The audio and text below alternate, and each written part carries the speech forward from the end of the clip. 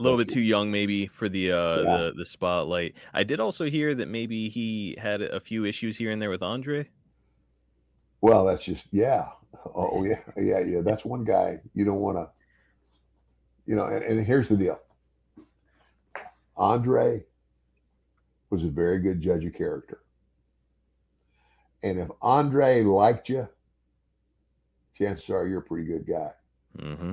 And if Andre didn't like you, pretty good chance you're a scumbag. Good judge of character. And so judging on that character, that's why things didn't go so well for the big man.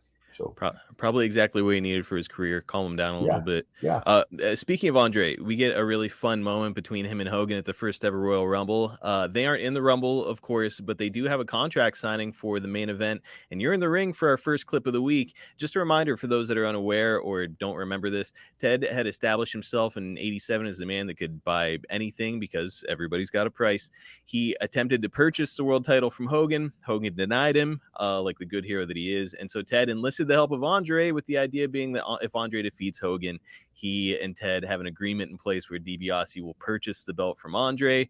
Here's the clip of the signing. Has waited for almost a year for this opportunity. He was robbed of this title just about a year ago. He can take his time. He is savoring the moment. You just hold the mic and shut up. Well, the same thing applies, McMahon. If you were to sit down and buy some new rat trap house, you'd sit down and read that mortgage real close. Jack Tunney already said both principals and their respective representative have indeed read the contract thoroughly. Jack Tunney said it. That's like getting a guarantee from Ollie North. There shouldn't be. There's nothing here that is going to prevent us from signing this contract here tonight, live in front of an audience all over the country. I certainly hope not. All right, make up your mind, Andre. Stop playing games with Hulk Hogan. Either sign it or get up and get out of here, and let's progress with the matches. I'll tell you what, if Andre doesn't sign it, I'll bet you they go at it right now. Because Hulk would not sit there and go through all of this humiliation. To have Andre, wait a minute, is he signing? He's signing it now. Finally, Andre the Giant is signing the contract for the big one, February the 5th, Friday night. Now that you signed the contract, Andre, put your official stamp of approval on it. Whoa, whoa, whoa. Stamp of approval.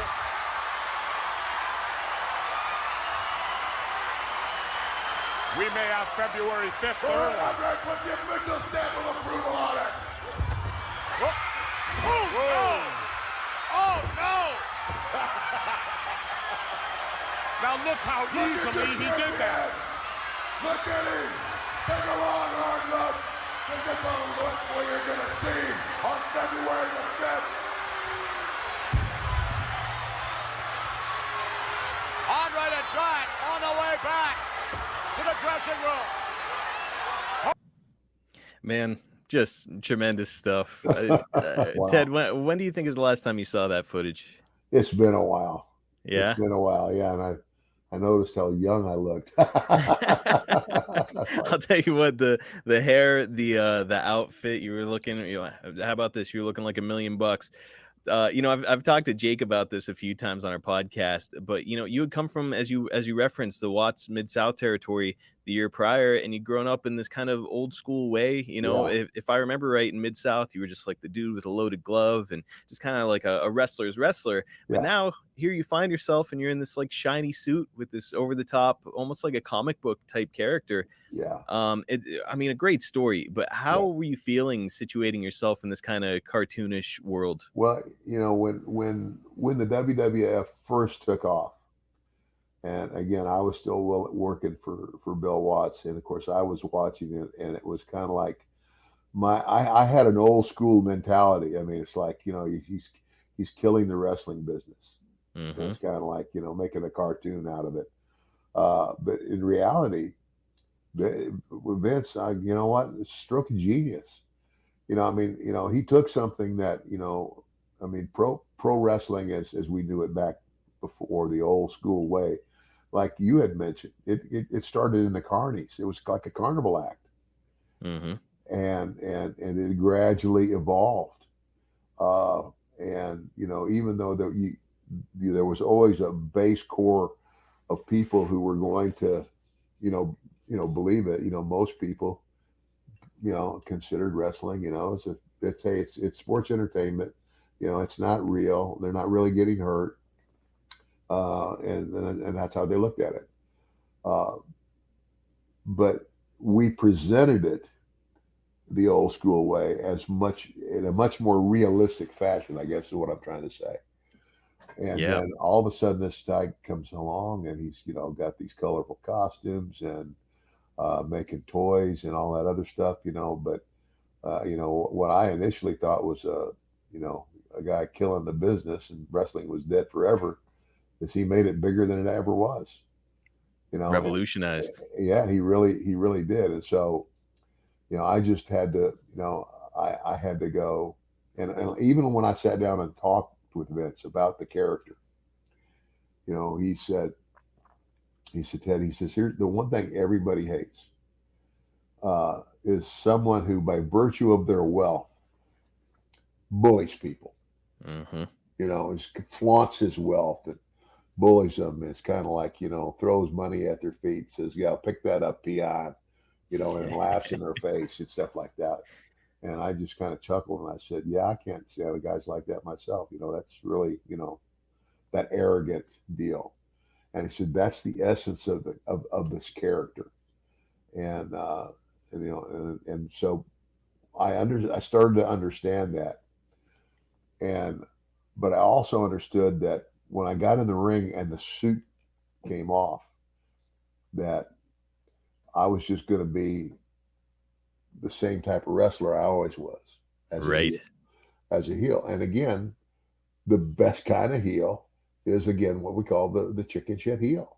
Yes. The guy who really is a bully and a coward and talks real big all the time. You never get tired. You never get tired of seeing a guy like that get his butt kicked. And that fit perfectly into what the $1 Million Man exuded. So Yeah, it's, if you want to exude that whole, like, I can buy anything, I can do anything. I mean, a guy like that, especially if we are going to view this through like a kind of over the top cartoonish lens, he'd probably wear a really shiny suit and throw money at people, stuff it in their mouths. yeah, So no, man, it worked. Let's talk about Andre for a second. You're spending a lot of time here with him, managing him, tagging with him, etc. Are you traveling with him at this time too? yeah. Uh, a good portion of it was. I mean, obviously, um, um, yeah. I mean, most of the time, between starting in the business and that first that Saturday night main event, the build up to WrestleMania, but from WrestleMania going forward, I was with Andre a lot. That was, in the business we call it the rub. Andre was the rub for me. In other words, I, you know, the guy that's going to help elevate me to the top level is Andre the Giant. Hmm. If that makes sense to you, For sure. it's I kind of mean, like that rub, like like when Stone Cold came in. It's kind of like Steve, stunning Steve Austin at first, and then but initially they put Steve with me, uh, because they wanted to make him a big heel. So, as a manager, and I'm going to have a stable of guys, and he was going to be one of them. Well, and of course, nobody, including me, had any idea how huge that character would get. oh, He went way beyond any expectation. But that was the rub. So Andre was the rub. I mean, Andre had turned heel. I mean, Andre had been loved by everybody, and when he turned heel, my gosh, it's kind of like if they love you, the more they love you and you turn on them, the more they're going to hate you. They're going to hate you even right. more, and vice versa. If you're a really really bad guy and you're really good heel, and everybody hates you, and then you turn babyface, it's going to even make you bigger. I mean, Randy Savage. Randy had been a heel, and it's like that, all that stuff with Elizabeth and mistreating her and all that. But when we had WrestleMania 4 and he came out of that the winner and toppled everybody, shot him right to the top as a babyface.